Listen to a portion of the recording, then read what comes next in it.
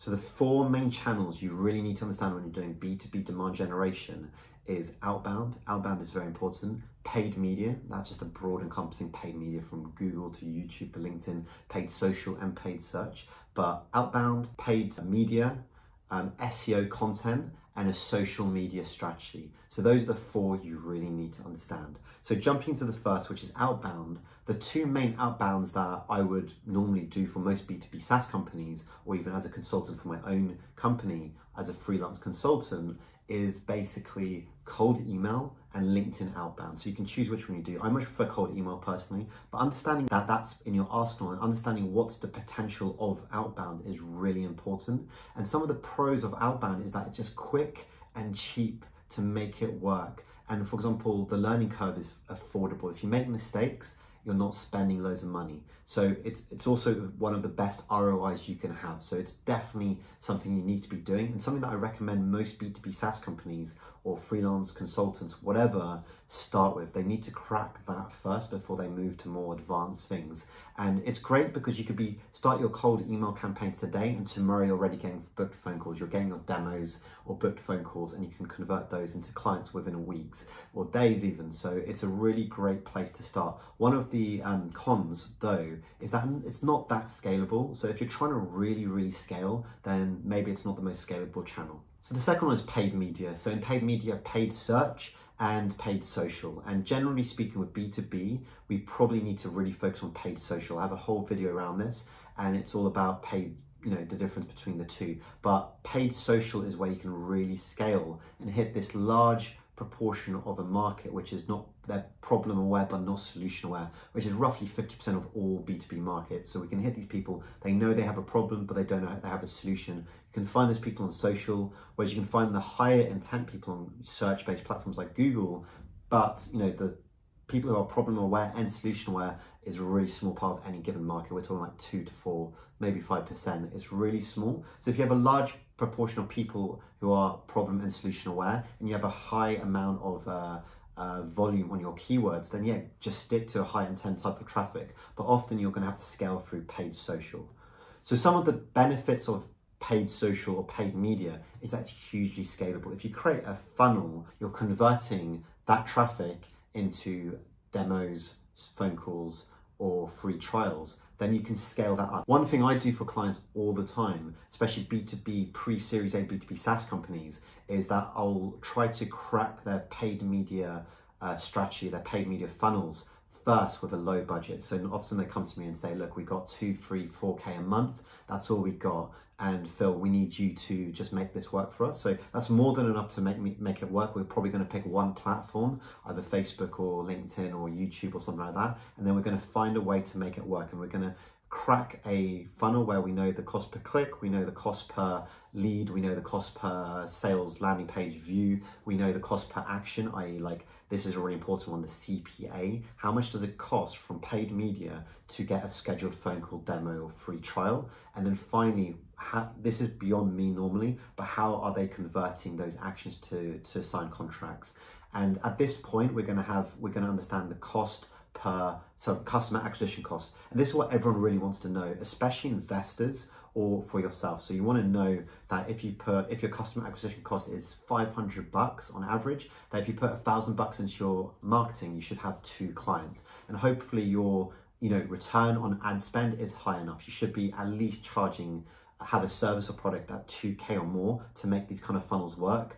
On LinkedIn, we're talking like 10K or more because it's more expensive, but you get much bigger contract sizes as well. But generally speaking, what everyone really wants to know is the customer acquisition cost. Because once we can work this out on a small budget, say 2K a month, we can then go to our investors and say, look, we know what our customer acquisition cost, here's all the data, we want to now scale this. We can then basically go to them and ask them for funding, and they're really happy often. They're not to go, okay, we're looking at the data, we see you've cracked this is awesome, we can now plow in 10K a month, and we know we're going to get roughly, here are our forecasts, this is roughly what we're going to get because we know our customer acquisition cost. There is some, the more you scale, you do lose some efficiency, but not that much, and you can scale. The third channel segment we should be using is basically SEO content. So this, for me, mostly is blogging, writing articles so we get found on Google. So Google's literally finding us and sending traffic, a ton of traffic hopefully, to our website, and our website is finding these really high intent people completely organically. It's an amazing thing to have when you have organic traffic running to your website and people are coming with high intent. You're answering questions which these people, your customers are trying to answer, and they're coming to your website, and at this point you can get them as a lead, or you can get them to schedule a phone call, whatever it is, but it's all completely free. It's basically paid media, but for free.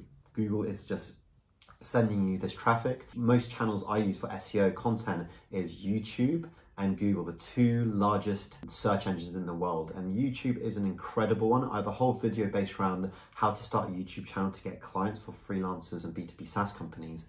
It's actually incredible. Even with my small YouTube channel, I'm getting organic traffic of people looking for a certain question to be answered. They find me talking about it, then they sign up to one of my free lead gen things. I convert them into a phone call with a follow-up email sequence, and then suddenly in the phone call, I convert them into clients. This is happening all on autopilot up to the sales call. They literally are automatically coming in, signing up stuff, my follow-up email sequence coming out automatically, they're booking to my calendar automatically.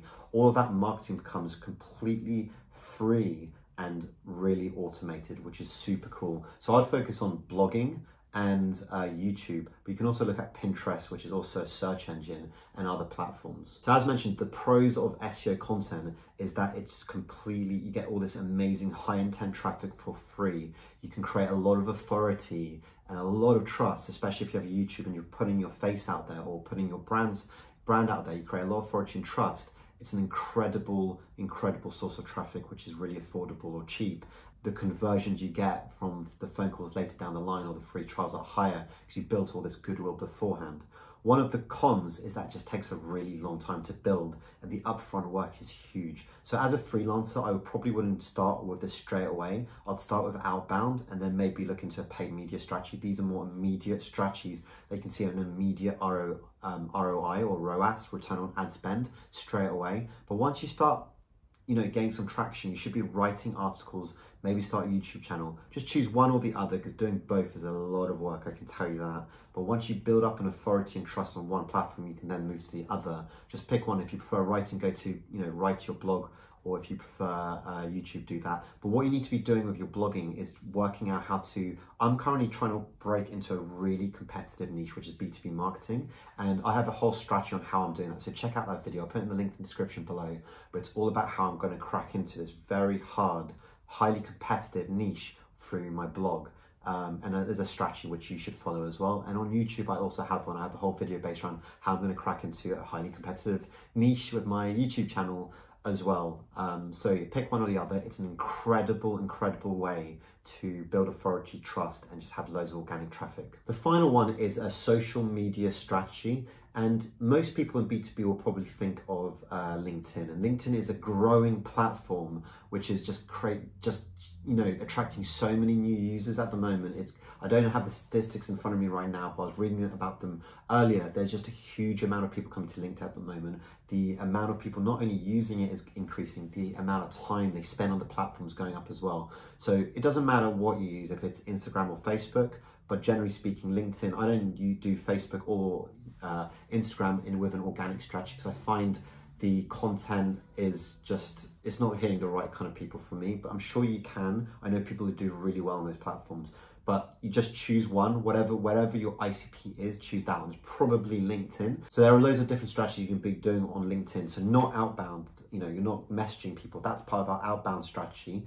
On LinkedIn, I mean organic, like building up awareness of your business by writing posts regularly, trying to get engagement with what you do, so people can see, your job title might say, LinkedIn ad specialist or B2B demand growth specialist. So you write articles which create engagement. Your engagement gets wider and wider, and people then start clicking on your profiles, see what you do. And the more they click on you, the more they're going to see your articles, and the more you can use organic strategies. But a organic social strategy is definitely a worthwhile pursuit. So bringing all this together, you really need to understand your market. Who are you targeting? How big is your market?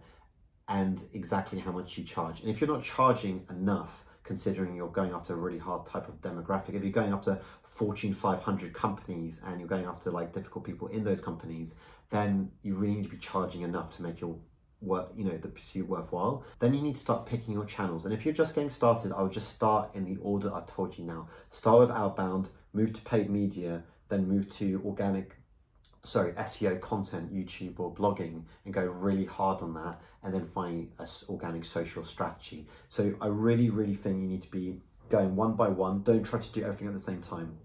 Each one of those channels have huge potential in their own right, especially the first 3. Social is good as well, but if you just tackle, for example, cold email, and you do that really well, and just focus all your efforts on A/B testing cold email, making sure you're testing like, okay, is your ICP marketing directors or marketing managers or sales directors? You're just doing one channel really well, you can already create a huge demand for your business. And once you've cracked, say, cold email, then move, for example, maybe put some budget aside to try to crack paid media. You can of course contact me, because this is what I do. I do paid social implementation and strategy for B2B SaaS companies. But apart from that, you can work it out yourself. I'm going to be bringing out videos more about that. So hopefully you can learn on how to create your own paid social strategy and how to implement your own paid social. And then SEO is incredible. I'm building out mine at the moment, and I'm already, even with my tiny YouTube channel, getting a lot of traction for all the different things I'm kind of upselling in the follow-up. So it's an incredible thing. If you found that useful, definitely check out this video on lead generation, where I go diving deep on lead generation, how to do it, what channels to use, all about gated content and that kind of stuff. So check out this video.